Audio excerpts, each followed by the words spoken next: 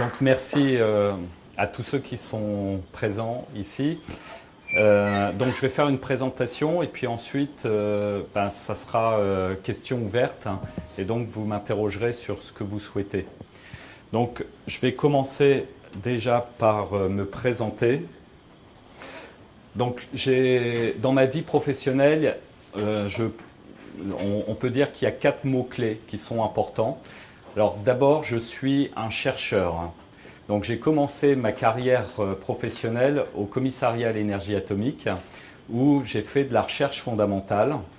Et puis un jour, je suis parti en Amérique du Nord et là-bas, j'ai découvert les nouvelles technologies. C'était dans le cadre de mon travail au CEA.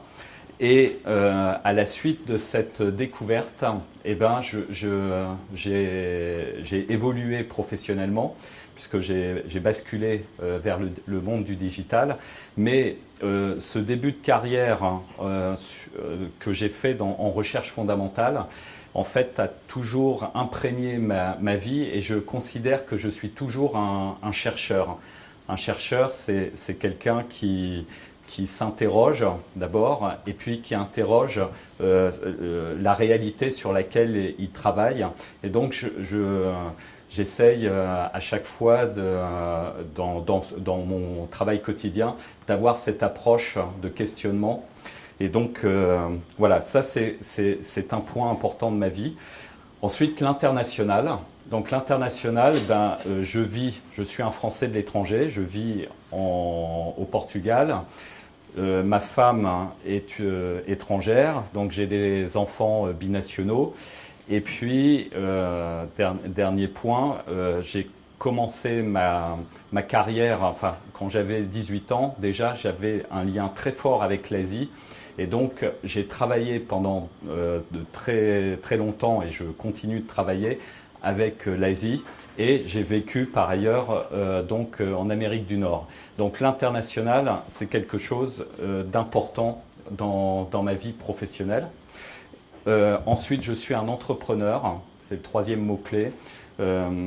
Quand j'ai quitté le CEA, c'était pour créer une entreprise et puis j'ai continué dans ma vie professionnelle cette aventure entrepreneuriale à travers différents projets. Aujourd'hui, je suis chef d'entreprise, mais d'une entreprise qui fait du marketing digital pour dirigeants, pour les aider donc à trouver des clients en France ou à l'international, mais en utilisant leur image. Et on va voir que c'est intimement lié à la question de la recherche d'emploi à l'étranger, parce que le type de méthode, si vous cherchez, vous faites de la prospection, c'est assez proche finalement d'aller se vendre soi-même à des dirigeants ou des chefs d'entreprise. Aujourd'hui, j'ai une société qui est spécialisée dans ce domaine. Donc voilà, j'ai cette carrière entrepreneuriale. Et puis la formation, qui est le dernier mot-clé de ma vie professionnelle, puisque je suis professeur associé à l'Université de Cergy-Pontoise. Et puis, vous voyez, je suis ici. C'est pour partager avec vous. J'essaye d'écrire sur les choses sur lesquelles je travaille. Donc, vous pourrez charger, j'ai fait deux livres que je diffuse gratuitement à destination des étudiants. L'un, c'est donc le guide du stagiaire en Chine et l'autre, c'est comment trouver un travail à l'international. Donc l'aspect formation, c'est quelque chose d'important dans ma vie et c'est lié, je pense, à l'aspect recherche, parce que la recherche n'a de sens que si elle débouche sur une transmission du savoir. Donc voilà, ça date cet engagement depuis que je fais de la recherche et ça fait depuis l'an 2000 que je suis professeur associé, donc ça fait quand même un certain nombre d'années. Voilà.